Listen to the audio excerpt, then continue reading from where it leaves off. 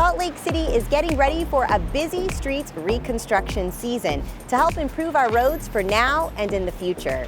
Matt Cassel, city engineer, is here to talk to us about 2020 street reconstruction projects. And our History Minute is about Martha Hughes Cannon. Let's get started with our legislative update and look back.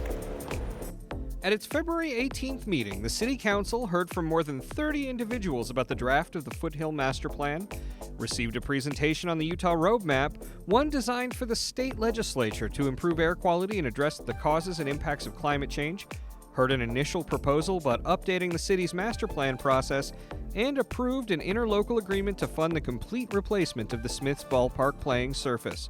To learn more, visit slc.gov/council. Park like a pro by parking at least 5 feet away from fire hydrants. Salt Lake City requires vehicles to park at least 5 feet away from fire hydrants. 5 feet begins at the center of the hydrant in relation to the curb and extends on both directions. Vehicles parked less than 5 feet from a hydrant may receive a fine, even if no signage or red paint is on the curb indicating the restriction. It is important to park 5 feet away from hydrants so Salt Lake City's fire department can easily access hydrants during emergencies. So, the next time you're looking for parking and find a spot next to a fire hydrant, remember to park at least 5 feet away from that hydrant. Thank you for parking like a pro. If you have questions about parking near fire hydrants, please feel free to contact Salt Lake City Compliance. As part of a comprehensive plan to improve Salt Lake City's air quality, Mayor Mendenhall has asked all city departments to craft and implement plans to reduce carbon emissions in day-to-day operations. The Salt Lake City Fire Department has accepted the challenge and is currently exploring new and exciting ideas. So that's where we brought in Rosenbauer for this exhibition today, to look at electric vehicles and just to examine the opportunities to do better. Some of the features of this new concept vehicle is, one, it's electric, so we have reduced emissions. It's got a clean cab concept. There's a lot more room in the cab itself. You can raise the height of the vehicle. It's also has a tighter turn radius because all 4 wheels can turn. So it also lowers the center of gravity, and they're able to move the water tank a little bit lower in the rear of the vehicle. So that gives us a little bit more safety, drivability in the vehicles. We think that this type of technology is the future. We want to look at the technology. We want to actually dig deep and figure out how we can change so that we are reducing our carbon footprint, we're reducing our emissions, improving our air. We're not using as much energy and just making this a better place to live. Back in 2018, voters approved an $87 million streets reconstruction bond to be used in installments over the next 6 years. Matt Cassel, city engineer, talks to us about plans and what to expect as part of the city's Funding Our Future efforts. Our 2020 construction season is coming upon us, so in April we will start seeing the first of our bond projects being constructed. Those projects are 20th East, 7th West, and a segment of 5th East, and then 17 segments of local streets will be reconstructed this summer. A few years ago, we brought a company in to rate every single street in the city, and they do what's called an OCI rating, a condition survey, and from that, we're able to determine which streets are in the worst shape. And with the bond, we committed to doing the worst streets first and work our way toward the top.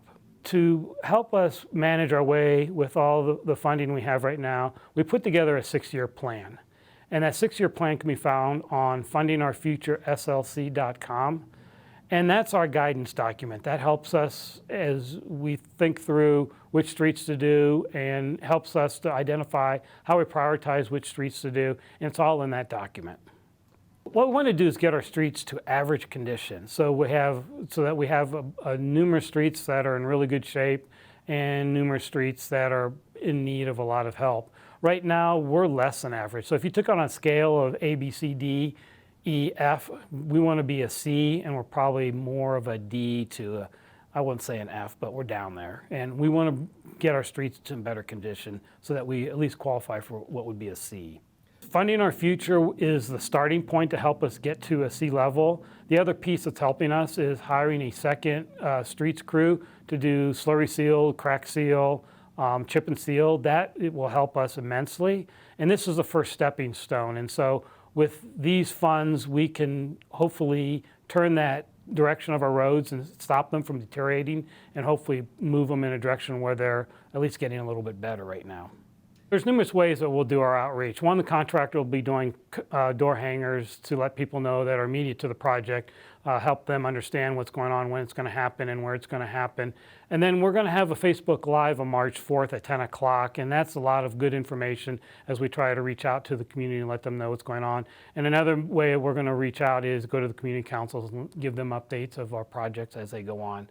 So we will have websites set up, so if you visit those websites, you'll find more information for your use. And now it's time for our History Minute. Born in 1857, Martha Hughes was a Welsh immigrant to the United States and came to Salt Lake City with her family of LDS converts in 1861. Maddie, as she was known, was a gifted student. By the age of 14, she was a school teacher and a typesetter for a newspaper called the Women's Exponent. After that, she received a degree in chemistry. Then she traveled to Michigan to study medicine, then Pennsylvania to earn a bachelor's degree in pharmacy, as well as a diploma from the National School of Elocution and Oratory. When she returned to Salt Lake City, she served as a resident physician at the Deseret Hospital from 1882 to 1886. There, she became the fourth wife of the hospital's superintendent, Angus M. Cannon. After a brief European exile from the state due to the political pressures of her polygamous marriage, Dr. Martha Hughes Cannon returned to Utah to teach medicine at the hospital that eventually became part of the University of Utah School of Medicine. During this time, she became active in the women's suffrage movement and, in 1896, decided to run for an open seat in the state legislature against her husband. The Tribune endorsed her husband, and the Herald endorsed her, saying, quote, "Mrs. Maddie Hughes Cannon, his wife, is the better man of the two. Send Mrs. Cannon to the state senate and let Mr. Cannon, as a Republican, remain at home to manage home industry." She won, the first woman ever elected to a state legislature in the United States. Cannon served 2 terms and was noted for her efforts to fund public health initiatives. Once she left the legislature, she continued to make her mark in the state of Utah until her husband's passing in 1915, when she moved to Los Angeles to work at the Graves Clinic until her death in 1932. Dr. Cannon was buried at Salt Lake City Cemetery, and a statue honoring her is on display at the state capitol. Thanks for watching another episode of Capital City News. Join us next time to stay up to date on all the latest. For SLC TV, I'm Poonam Kumar.